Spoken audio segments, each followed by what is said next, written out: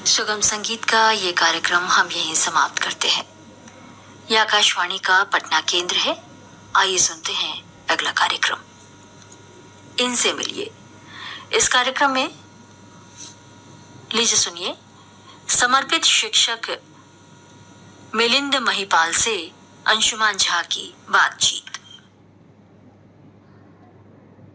श्रोताओं नमस्कार, स्वागत है आपका कार्यक्रम इनसे मिलिए में। आज हम आपको मिलवाने जा रहे हैं एक ऐसे शिक्षक से जिनकी शिक्षा और समर्पण की कहानी प्रेरणादायक है।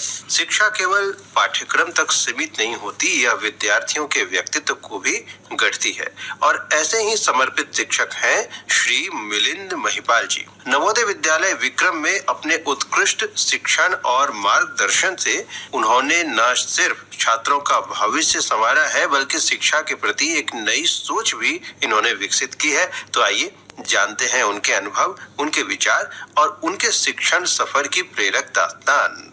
सर, आपका बहुत बहुत स्वागत है हमारे इस कार्यक्रम में। सभी को मेरा नमस्कार। मैं नवोदय विद्यालय में 2006 में ज्वाइन किया और मैं आपको बता दूं कि मैं रेलवे की नौकरी छोड़कर इस जॉब को चुना। तो सर, पहला सवाल तो यही बनता है कि शिक्षा के क्षेत्र में आने की प्रेरणा, एक जॉब में आप पहले से थे, वो भी सरकारी नौकरी ही थी, जी। और उसे त्याग करके आप शिक्षण के क्षेत्र में आए, तो ये प्रेरणा कहाँ से मिली? एक्चुअली सर, ये हमारी प्रेरणा हमारी मतलब वंशानुगत कही। वंशानुगत? जी यस सर। हमारे पिताजी वे शिक्षक और फिर प्राचार्य हुए। हमारी माताजी भी हमारे घर पे शिक्षिका थी। अभी दोनों आदमी रिटायर्ड हैं और ये मैं उन्हीं लोगों से मैं सीखा। मैं बार बार पिताजी को देखता था तो मैं अनुभव करता था कि वाकई शिक्षक बनना अपने आप में एक गर्व की बात है। जब मेरा रिजल्ट आया नवोदय में तो पिताजी ने कहा कि देखो अब तुम्हारा सपना साकार हुआ। तो मैंने पूछा पिताजी कैसे? तो उन्होंने बताया कि अब तुम यकीन करो कि तुमको भगवान ने ऐसा तराशा है कि तुम आने वाले भविष्य को तुम तराशोगे। तो तुम देखो तुमको भगवान ने कितना नवाजा है। तो इससे मुझे भी गर्व होती है कि जब मैं बच्चों को पढ़ाता हूँ और करीब करीब हमने हर सेशन में हम 80 बच्चे हमारे विद्यालय में नए बच्चे आते हैं, तो मैं 80 नए माइंड का मैं माइंड अप करता हूँ। वाकई कितनी अच्छी बात है कि आप देश का भविष्य अभी आप संवार रहे हैं, उन्हें तैयार कर रहे हैं, एक जिम्मेदार नागरिक उन्हें बना रहे हैं।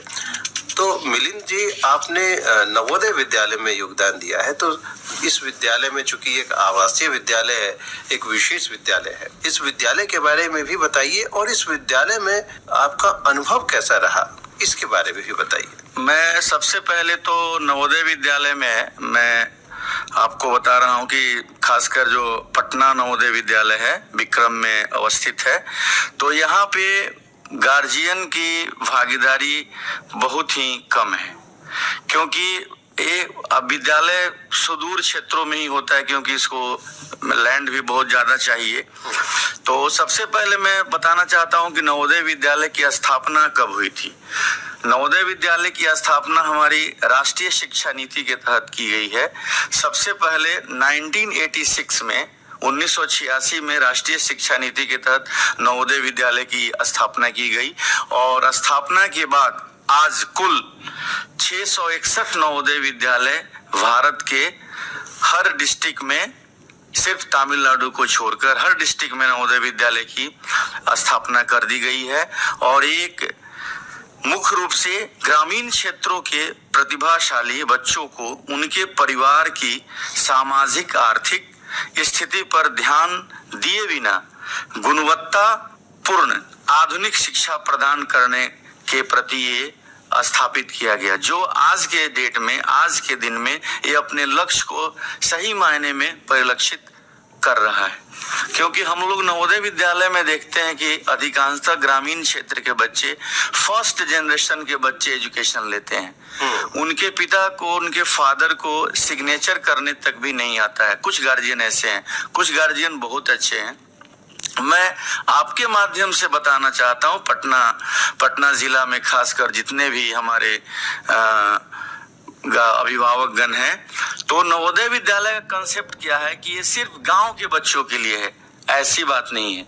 नवोदय विद्यालय में वैसे टैलेंटेड बच्चे, वैसे होनहार बच्चे जो पढ़ाई में सक्षम हैं, उनके पास टैलेंट है, वो एक टेस्ट देंगे जिस टेस्ट का नाम है JNVST, और ये टेस्ट हमेशा जनवरी महीने में अब कर दिया गया क्योंकि अप्रैल से हमारा सेशन स्टार्ट हो जाता है, सत्र शुरू हो जाता है। जी।